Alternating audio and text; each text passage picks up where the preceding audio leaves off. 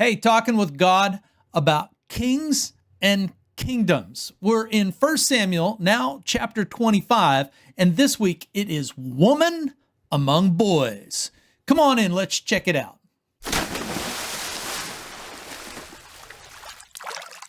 All the Bubbas of the world, we got one mission in mind.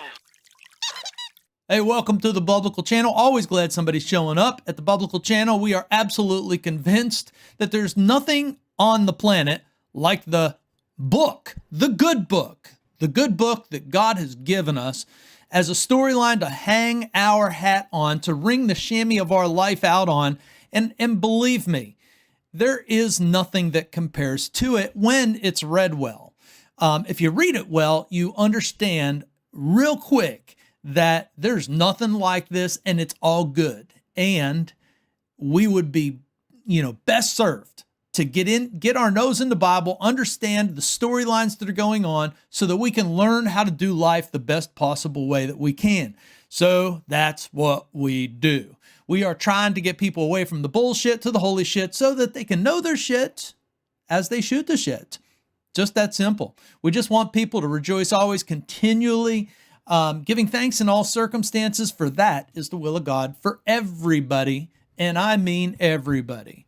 No other religion is more inclusive than God in his book, and he is making that point time and time again.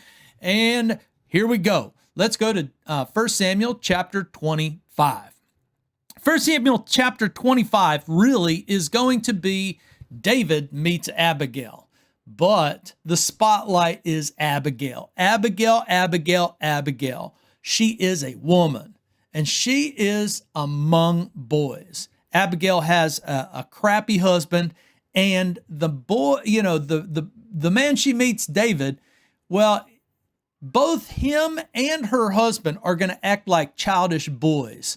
And she is going to be the spotlight of the Bible. So anybody that tells you that the Bible is misogynistic and does not elevate women is absolutely not a Bible reader. Because here is yet again, like Mary, and remember, Mary, teaches us that our soul ought to magnify the Lord, that her spirit rejoices in God, her Savior, just like ours should. And she is imitating Hannah, another great woman of the past. Hannah, we have, seen already as the mother of Samuel, the prophet. These women, Deborah, the women in the Bible get featured most of the time as being, let's be honest, smarter than the boys. The boys are boys. And it doesn't take any convincing to realize that the woes that this planet has been in through time and space, meaning history, have come at the hands of boys.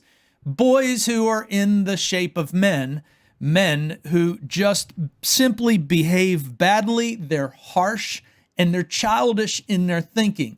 And this particular passage emphasizes how both a man named Nabal, who's married to Abigail, needs the wisdom of his wife Abigail, and David is going to meet Abigail, and he's going to be impressed, and she is actually going to stop him from acting like a boy. She is going to help him to grow up. She will also become his wife. We'll talk about that as it comes up. But for right now, the storyline in chapter 25 is that David, has moved on after Samuel dies. So Samuel has died. So we might say something about a funeral, but we're not going to. But Samuel's just simply died. All Israel is mourning, and David is still on the run, and Saul is still chasing him. David ends up in a place called Paran. And in Paran, he meets up with a guy who is a very, very successful, he's a rich man, very rich, hugely rich, we might say. And he has thousands of goats and sheep. And that means he has a huge entourage, a huge staff, of guys. And he has moved the herd up to a place called Carmel, And Carmel's going to feature at many points in time. There's going to be a famous meeting with Elijah the prophet at Carmel, but it's just a biblical place. And again, this just a reminder that the Bible couches its story in the events of real people in real history. It's the way that it reads. So if we read it that way, we start to understand the value of it, that this is not a fairy tale. This is not just, some sort of story. This is a real story, but it's a real story that God himself has used by bringing in the most interesting of characters. And the most interesting of characters are always the most ordinary characters. These are people that we know. We know people like Nabal. Maybe we are like Nabal. We know people like David. Maybe we are like David. We know people like Abigail. Maybe at times we are like Abigail. This is the way God puts his own story together, and this is why there's nothing like it on the planet. So David moves his men into the same area that Nabal has moved his sheep into, in order to shear them. Now, if you don't know anything about the ancient world, we'll excuse you for that, but sheep shearing is a huge event. It's a party, it's a celebration, it's a festival. It's most of the time it's kind of a time for men, and it's a time for a little bit of, letting your hair down and a little debauchery. And it seems as though the narration here is indicating just that Abigail has not come along with Nabal. And, it's because, Nabal likes, to entertain the boys. Okay. So while he is putting on his big old festival, shearing the sheep, and there are other biblical times when this happens, and this is just common practice, when it's time to shear the sheep, it is a great time for a big party. It takes a long time, and the men are going to get drunk, and they're going to do what men do, acting like silly boys. They're going to get worse than drunk as well. Well, anyhow, David and his men, his 400 men, have been on the run, and they have been, minding their P's and Q's. They've been good. They have not taken for themselves some of Nabal's sheep, but they do hear that Nabal is shearing his sheep, and so they send word over to Nabal. And, so David sends a servant over to Nabal saying that basically that, hey, I am with your servant David. And everybody knows who David is at this point, and everybody knows who Saul is at this point. So Nabal knows this. The servant says, "We are of your servant David, and hey, we've been helping you. We've made sure that nobody has taken your sheep. We haven't taken any of your sheep, and we see it's your time for the festival. And we're just humbly asking that since we've been minding our P's and Q's on your behalf, if you wouldn't mind inviting us to the party so that we can enjoy something to eat, something good to eat, because we are not, regularly fed." It's a reasonable request. It really is. And, David is asking nicely through the right chains of command and protocols, and Nabal knows this. Okay, so here's the message back from Nabal. Nabal basically gives him a middle finger and says, "I don't know this David character, and it sounds like he's a runaway slave, and there's a lot of this runaway slave business going on, and so why don't you get the heck out of here?" Then David hears the response to this, and David says, "Strap up the swords, fellas. We're going to wipe them out." Okay. This is when Abigail comes in. And a servant, mind you, a faithful servant who is also a bit of a hero in this story. The faithful servant breaks away, goes to Abigail, who he knows is the smartest one in the room. And he says, "Abigail, man, there is something bad about to happen. This is what's happened." So he reveals how it all went down to her. And he confirms, he says, "Hey, listen, David and his men have really been minding their P's and Q's. They've been really good to us. They've created no fuss. And Nabal is just an idiot, and he's acting like an idiot, and he's going to get us all killed." And Abigail, hears all of this, and she's like, okay. So she makes haste, as we are told in verse 18. Abigail makes haste. She takes couple hundred loaves of bread together, skins of wine together, sheep prepared, meals prepared. She gets everything, raisins prepared, figs prepared, gets them all loaded up on the donkeys, and she herself heads to where David and his men are. She heads David off at the pass, and she meets up with David before him and his men, are about to wipe out old Nabal and his men, or at least, put on this massive fight, which we all know is going to result in carnage galore. And so Abigail, have already been told she is not only beautiful, but there is a lot to this woman. She is smart, and she is cunning, and she is understanding. Her name means a father's joy.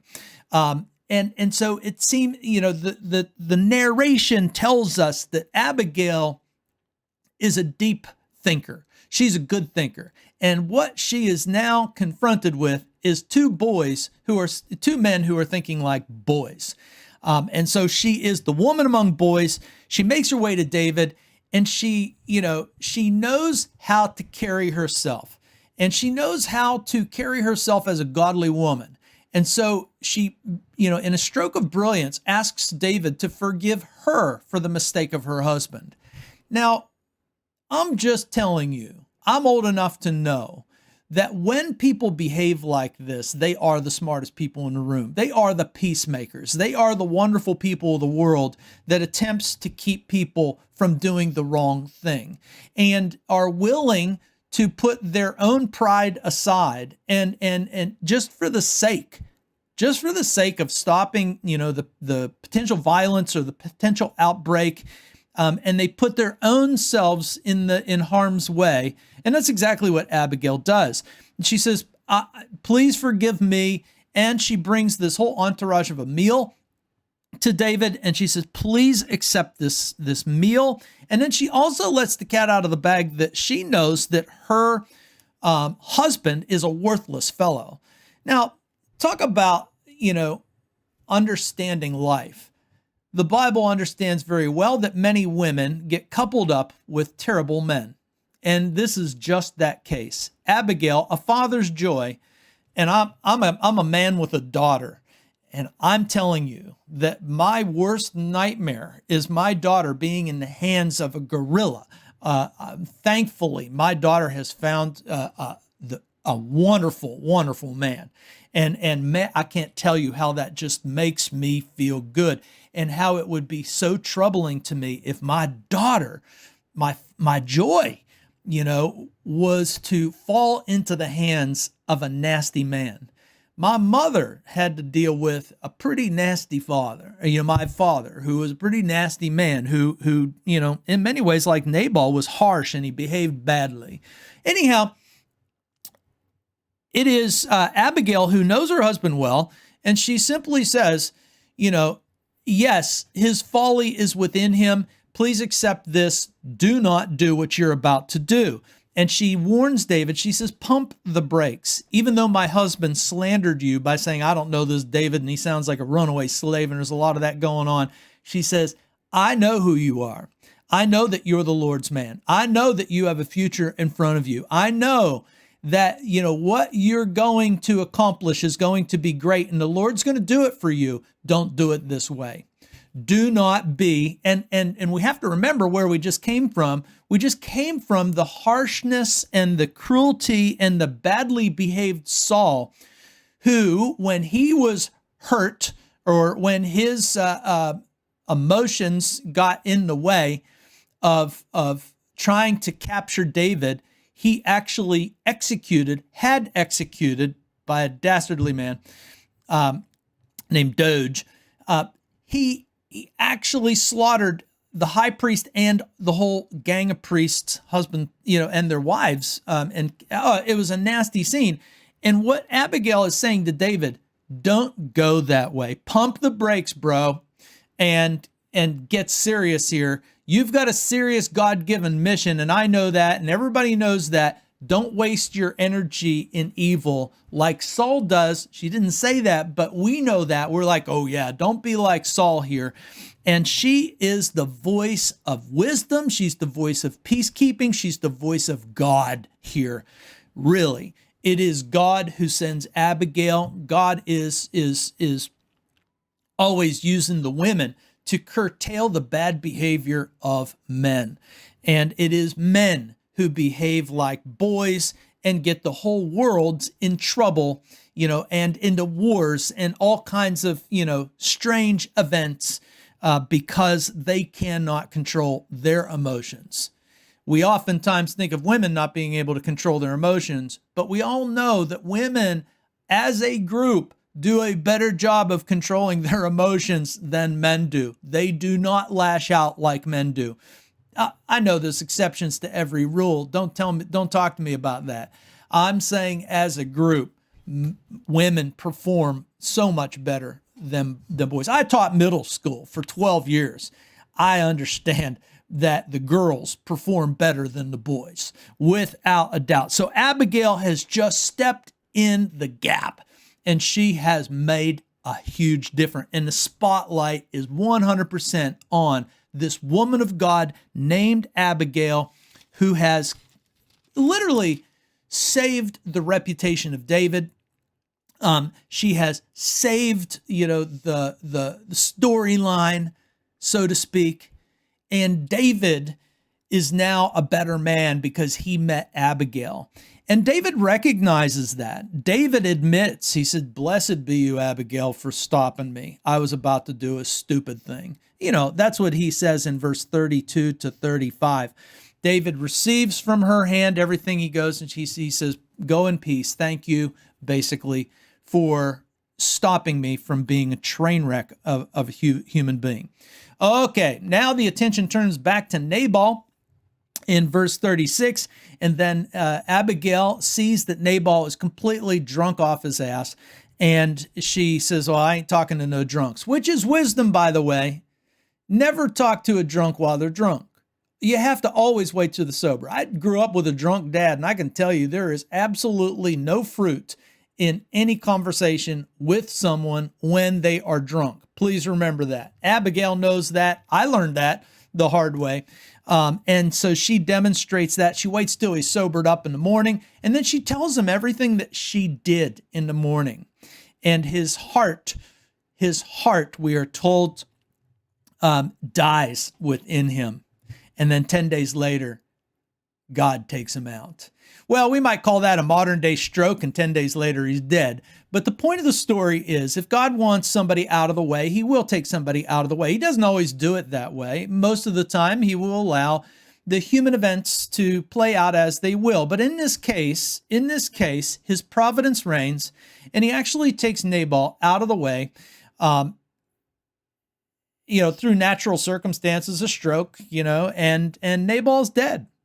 David hears that Nabal is dead, and he knows a good woman when he sees a good woman. And so basically he offers, his hand in marriage to Abigail. She does accept. She does so in a very classy way. You can read that in verse 39 to 42. And the next thing you know, David and Abigail are husband and wife. Okay, the story almost ends there, but it doesn't.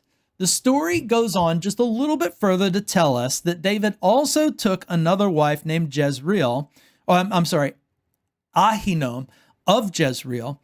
And we are thinking to ourselves, okay, what happened to good old Mitchell? What happened to Mitchell, Saul's daughter? Well, we are told that Saul actually took Mitchell from David. And we understand why, because Saul is a childish man. And he, when he learned that Mitchell had deceived him to allow David to escape, well, he took her away from David and married her off to another man. So we can just see Saul's life just coming unraveled.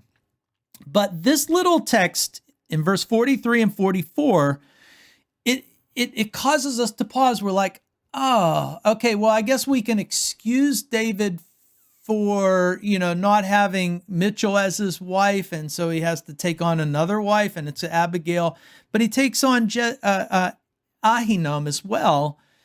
And that brings up the question, does the Bible, does God condone polygamy? Does God condone taking on multiple wives?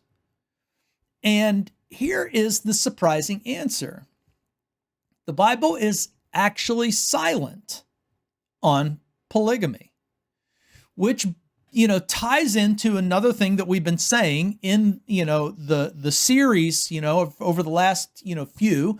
In the talk, we've talked about how some people have read into Jonathan's and David's relationship something a little bit more than friendship, friendship with benefits. And it's very close, it's very intimate. And we've tried to make the point that there's something bigger than that going on.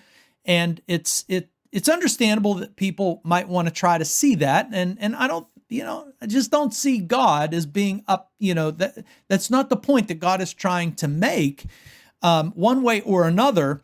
And so when it comes to the condition of same gender attraction, I've already said this, the Bible, God is actually silent. There's nothing to be said. When it comes to polygamy, God's book is also almost silent. And when I say almost silent, what I mean is that there is one text that Moses gives for the time when Israel would adopt a king. And when Israel adopts a king or has a king, that king is specifically told absolutely not when it comes to multiple wives. Or as we should really translate it, it's many wives. So is too many? Well, probably, but it's a little bit ambiguous, and that's really the only text that has anything to say about polygamy, and it really is very specific to the kings of Israel, that the top leadership of Israel is given this prohibition against polygamy in a prolific kind of way. And it is relatively, it's very basically silent to the average ordinary person. Why would that be the case? Well, I think one of the reasons why it is the case that God is silent on this is that he is not in the business of train wrecking love stories. And when it comes to polygamy, it is not his idea. God has an idea of marriage. Two become one. A man and a woman come together in the act of sex, and they become one with one another. They become husband and wife, and they become mom and dad. And this is God's idea of marriage. We meet up with this in the first 3 chapters of the Bible. And it's a very beautiful thing. And I've already mentioned in another talk that no matter what conversation we are having, we have to keep the standard or normal or regular man and a woman coming together in sex to become man and wife, and then to become mom and dad as the most special thing on the planet. And it is the most special because this is what God has in mind for the planet, that there would be a multiplication of godly families filling the planet, that every child would have a mom and a dad, which is biologically still the only way it can be done, that every child has a mom and a dad who actually love each other, who are committed in love and loyalty to one another. And, then they go on and replicate the storyline. Now, we also know that, it is a broken world that we live in. And God tells us that the world that we live in is a broken world. And in the broken world, not everything goes the way God had intended it. God knows this. God's the one telling us this, that not everything goes the way that he intends. Is God familiar with same gender attraction? Yes. Is that what he's mad about? Doesn't seem like it. Just really doesn't have anything to say about that. Is God mad about multiple marriages, polygamy per se? Well, it's not the thing that God seems to get around to talking about. Why? And you can definitely make a strong case that polygamy is kind of banned, because every example of polygamy that we find, whether it's Abraham or whether it's David, it just doesn't matter. Wherever you find the example of polygamy, being the backdrop of the story, it comes unraveled. It doesn't go well. It doesn't go as smoothly as it should. the writer here is definitely foreshadowing a future complication in David's life. The one thing that David will get wrong is his relationship with women. He will take on many wives, at least 7 that we are told about. And we also see that David is not a great father and he's not a great husband.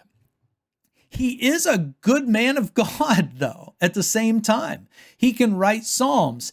He can be a good king. He can, demonstrate, a lot of other things about a good godly relationship, a covenant relationship with Jonathan. Yes, I mean, there are many, many good things about David, but he's not a perfect character. And so therefore, he's not the one that we are waiting for because he is just not the perfect character. And so we see that in, David's life, what's going to actually work against him is his inability to get marriage correct. So I think this, actually sheds light on how we should be thinking about same gender attraction. Marriage, if you say, 2 people of the same gender who decide to partner together for the rest of their lives in an imitation of what we know as, a man and a woman doing that. Is God fuming about this? It just doesn't seem like it because he doesn't talk about it. And when it comes to, polygamy, you could make the case that, no, but God never says that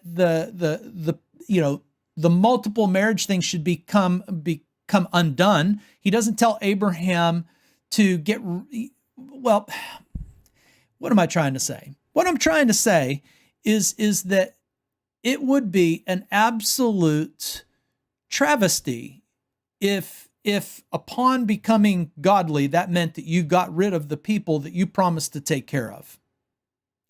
And so God is not in that business. If you promise to take care of somebody, then keep going and take care of them. If you have multiple marriages, well, take it seriously. Take it very seriously. Now, polygamy is not something that we have to deal with today, but I do think it sheds light on our understanding of what we might categorize as neo-marriages, modern marriages, man-made marriages, man's idea of how to, pursue life in general. Is God against all things that are man-made? No. But we have to have one thing in mind. Are we glorifying God in the decisions that we're making? So yes, God has a lot to say about the inappropriate man's use of sex. Man uses sex in religion. Man uses sex in politics. Man uses sex in power. Man uses sex in recreation. Man uses sex in all kinds of bad ways. And all of those, whether it's heterosex or homosex, are, revealed as a no-go. Stop all misuses of sexuality. But the Bible is no harder on homosex than he is heterosex when it's, being misused and out of context, especially being used for politics, religion, power struggle, power movements, climbing the ladder, all that kind of stuff, and just simple recreation debauchery. All groups are told to get your sexuality under control and under the umbrella of loving God. That's always the key here. So, just because David takes on multiple wives does not mean that the Bible condones polygamy. And, we will see in David's story that it's his taking on of multiple wives that is his weak link. And he never seems to get how to make himself a loyal partner to his wife. So I would say this, as a man, get yourself a good woman and commit yourself loyally to the people in your life and under the umbrella of your love for God. And always have the humility that David himself demonstrates to us to always be willing to be corrected and always to understand that the love of God is what shapes and directs our lives. And so here is our text. Abigail, the woman of God who is among boys, who straightens these boys out with her wisdom. And we should be doing the same with the world around us. Well, there we go. Hopefully that was helpful. See you next time.